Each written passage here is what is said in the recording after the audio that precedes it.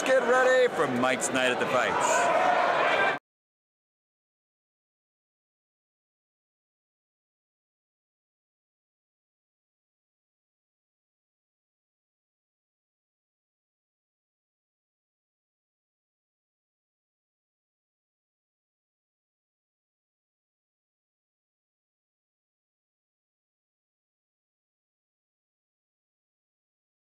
You made reference at the end of the fight that you're fighting for the blue-collar people. Yeah.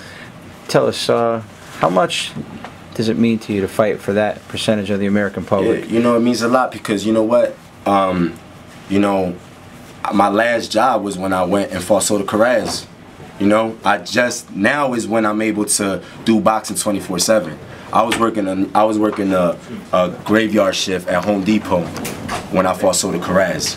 You know, and my whole career I've worked and trained, and it's not easy. You know, it's not easy doing that. And you know, so I represent that person. I represent that parent that gets up and, you know, busts their butt to put food on the table. You know, I have a daughter. I know what it is to grind, man, and I represent those people, man. That's why I stay humble, because, you know, this ain't easy. You know, this ain't easy at all.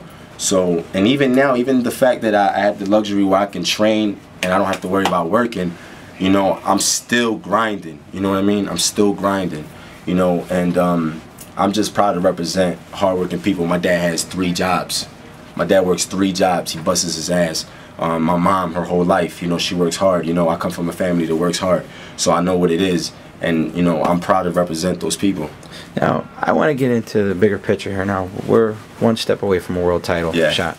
You're riding a you're riding a freight train right now. Yeah. I watched your last 3 fights, and to see a person who was pretty much overlooked, and look, this guy didn't have a shot, and you just railroaded into the top of the division. Mm-hmm. How did you stay poised this whole time and stay, again, working jobs, coming up in the grit of a city like Philadelphia? Yeah. What is the mental toughness? Give the younger fighters out there and the people, because they need to know about this. You know what it is, man, is the way my parents raised me. You know, I never seen my mother give up. I've seen my mom go through hard times.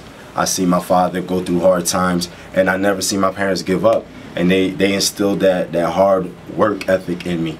And, you know, that's just where I come from, you know. And I don't have a quit mentality. I never did. I never lost a fight and said, oh, damn, this is it. You know, I always hang my head up high, and I always talk to Billy, like, what can we do to get better?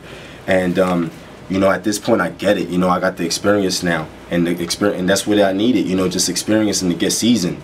And now it's just a problem because I have all the confidence in the world now. Would you change it if you had to go back right now? I wouldn't change it at all. You wouldn't change it at all? This is what makes me who I am. You know, I think people can relate to me. You know, and people root for the underdog. And I wouldn't want it no other way, man. You know, I don't like spoon-fed fighters. And the thing is that I don't blame the fighters because it's not their fault. You know what I'm saying? But, you know, I'm proud that I come from, like, that old school, how would you say? School of thought. Yeah, you know, I'm glad that I come from that because I earned this. And it didn't come easy. It didn't come easy, you know. I think adversity makes you stronger and it builds character. It could have broke me, but it didn't. It'll make you, it'll break you. Exactly, and it just made me stronger. What's this trainer mean to you, Billy Briscoe? Old school boxing is a lost art, and this dude is a whiz. Is he still saying ice pick? Yeah. Billy Briscoe is a whiz. Shout out to my strength coach, Jason Sargis, right there. That's my strength coach right there. You know, the team, that's our team right there, you know. Guys, when you do pick up the world championship, all right, you seem very confident that you're going to do so. Do you feel that your story that you're enlightening us on right now is going to be the new poster child for boxing? You know, again, this country's in a rut right now. We need the working man. Yeah. We need some reality like you're talking about, no more of these paper champions. Yeah. Do you think the public is going to buy this and it's going to be one of those stories that brings back boxing? It should. You know, I mean, it should.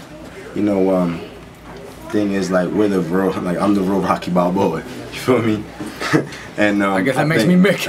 Yeah, you sure do act like it. You know what I mean? And the thing is, like, you know, we work hard, man. And I think, you know, it's just not that we come from that background, I think the fact is that we're putting impressive wins. You know, compare us from 2 years back. It's a different fighter, you know.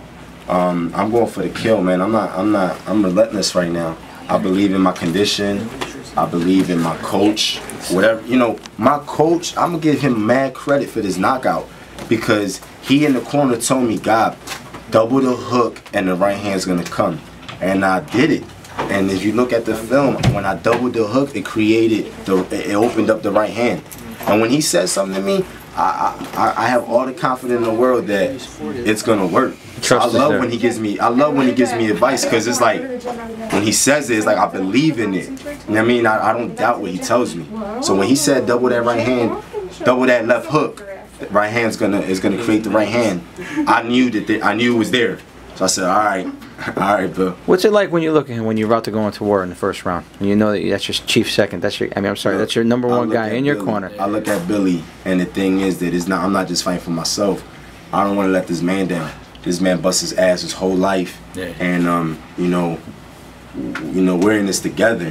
Definitely. And I can't cheat him and not train hard and not live healthy, and let myself go because it's not just about me. It's about him too. He got a family, you know. He got a family to feed, and if I fall off, he falls off. Definitely. So I'm not going to let him down. So it's not just about me. It's about him too.